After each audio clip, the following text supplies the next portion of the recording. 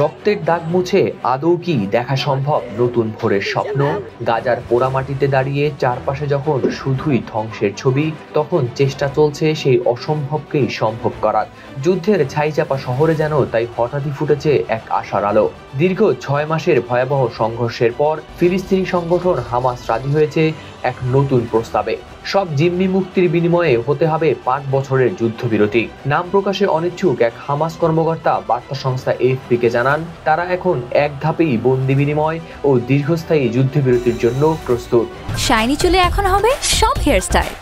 সিল্কোর দ্বিগুণ শাইনি চুল প্রতিদিন।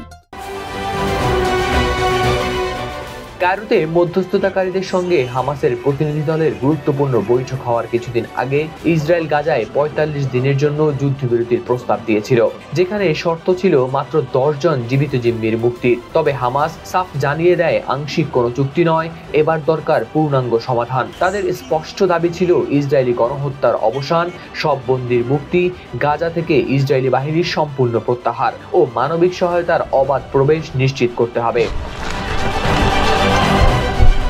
এদিকে গেল জানুয়ারিতে হয়েছিল যুদ্ধবিরতির একটি 3 ধাপের চুক্তি। প্রথম ধাপ 19 জানুয়ারি থেকে 17 মার্চ পর্যন্ত চলেছিল শান্তিপূর্ণভাবে। তবে চুক্তি ভঙ্গ করে 18 মার্চের পর আবার শুরু হয় ইসরায়েলের ভয়ঙ্কর হামলা, যেখানে এখন পর্যন্ত প্রাণ হারিয়েছে 2000-এরও বেশি ফিলিস্তিনি।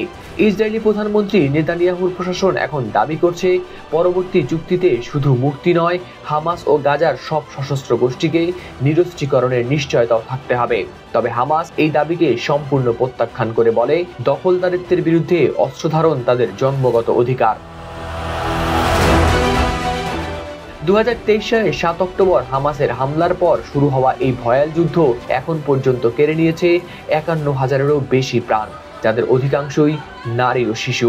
গাজার রক্তমাখা মাটিতে যখন আজও শিশুর কান্না ভেসে আসে বাতাসে, তখন এই যুদ্ধবিরতির সম্ভাবনা যেন একরাশ হারানো স্বপ্নের মতো।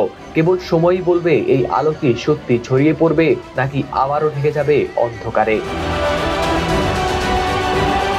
হাওলাদার শামীম, RTV।